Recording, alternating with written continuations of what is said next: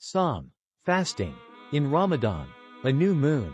As we continue upon the journey, night falls, and in the distance, there is a crowd gathered on a hill, their faces turned towards the heavens. There, hanging silently in the darkness of the sky, the faint sliver of a new moon heralds the arrival of another month. Every day during the month of Ramadaan, between dawn and sunset, Muslims do not eat, drink, or have intimate relations. God says, quote, Ramadaan is the month in which the Quran was revealed, as a guide to mankind, and containing signs for guidance and judgment between right and wrong. So every one of you who is present during that month should spend it in fasting. Quran 2. 185. Our beloved Prophet, Muhammadun Sallallahu Alaihi Wasallam, said, the month of Ramadaan has come to you, a blessed month in which Allah, exalted and majestic is He, has obligated fasting upon you. In it the gates of paradise are opened, the gates of hellfire are closed, and the rebellious devils are chained. In it, Allah has a night which is better than 1,000 months. Whoever is deprived of its good is truly deprived. Nasi. In Ramadaan, the gates of paradise are thrown wide open, inviting the pious with its fragrance, while the gates of hell are shut and the devils are chained so that they do not distract the earnest worshippers from performing the important works of this holy month or from earning the abundant rewards that are multiplied from each act of worship. The purpose of fasting. Fasting is an act of worship, delaying the gratification of the body's various appetites has always been an effective means of strengthening the soul and freeing it from the entanglements of worldly desires. Allah says in the Quran, O you who believe, fasting has been prescribed for you as it has been prescribed for those before you in order that you may be God-fearing. Quran 2. 183. This act of discipline and self-restraint becomes a hidden self-sacrifice that is between the servant and Allah. Whereas the other pillars are outward acts that may be seen by other people, fasting is internal and unseen by human eyes, and thus it has a special status with Allah. The Prophet Sallallahu Alaihi Wasallam related in a Hadithun Qudsiyun that Allah said, fasting is for me, and I alone will reward one for it. The one who intends to fast wakes up early in the pre-dawn hours to eat a light meal, Suhurun, as was the Prophet's Sallallahu Alaihi Wasallam custom, to nourish the body and prepare it for the coming day's fast that begins at dawn. As the servant abstains from food, drink, and intimate relations throughout the daylight hours, he or she experiences the pangs of hunger, thirst, and want. By ignoring the growls of the appetites, the body is taught that there are higher goals more important than the satisfaction of its desires. In the process, the ego is tamed and becomes submissive to Allah's will, while laziness in worship is removed from the servant's limbs and replaced with spiritual determination. The levels of fasting.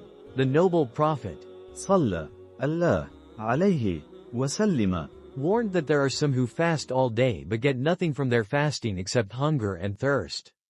They neither benefit from its training nor do they earn its reward. Even though they deny their stomachs food and drink, they freely feed the greed of their other senses and organs by indulging in illicit cravings and desires. They fail to realize that fasting is not merely abstinence from food and drink but restraint from sins and disobedience.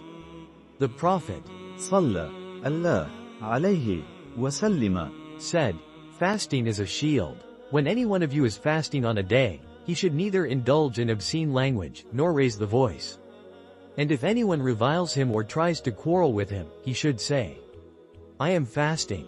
Quote, a higher level of fasting, one that exceeds abstinence from food and drink, requires much more attentiveness and involves guarding the senses from that which distances the fasting person from attachment to Allah. In particular, the eyes should not look at what poisons the heart, and the tongue should be restrained from lying, backbiting, gossiping, and obscenity. A fasting person trains and refines his or her soul until it rises delicately above its physical limits and becomes mindful of the divine command. By deliberately abstaining from that which is otherwise permissible, fearfulness of Allah, taqwa, is planted in the believer. heart so that he or she is scrupulous and careful in staying away from that which is impermissible. The highest level of fasting is the fasting of the prophets and those completely attached to Allah. where the heart abstains from any unworthy thought or concern that does not draw it closer to Allah. breaking the fast. As the sun sinks lower in the sky, the tired servant gains a new appreciation for the blessings of food and drink after having been separated from them for a time.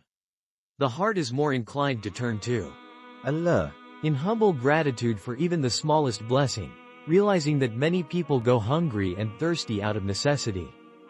Finally, the sun sets below the horizon, and the fasting for the day has come to an end. People hurry to feed each other at the time of breaking the fast Iftar. with dates and water, as was the Prophet's custom. The Prophet صلى الله عليه وسلم said that the one who feeds a fasting person gets a reward equivalent to the one who fasted, without diminishing the reward of the one who fasted.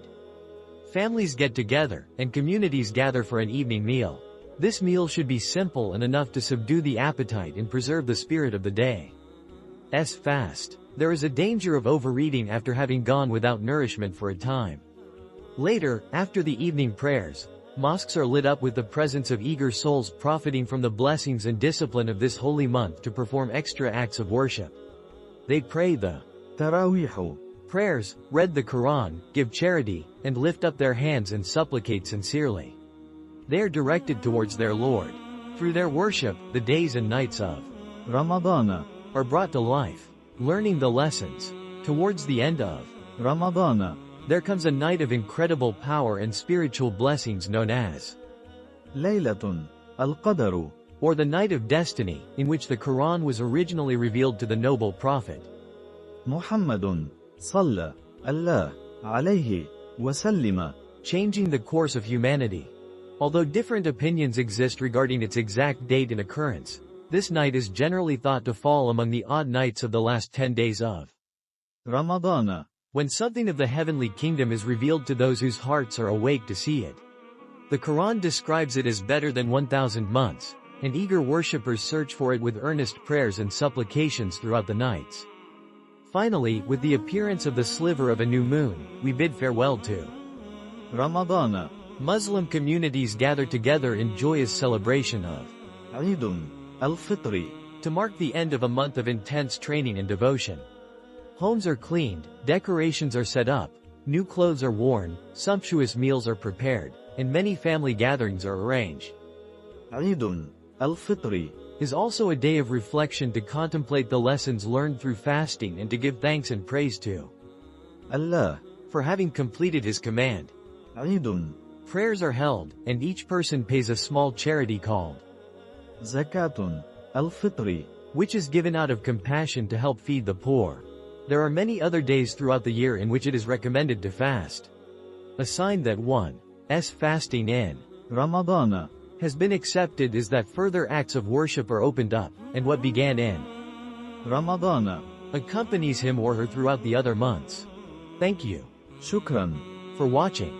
Like, share, and subscribe for more Islamic insights. May Allah guide us all. Ameen.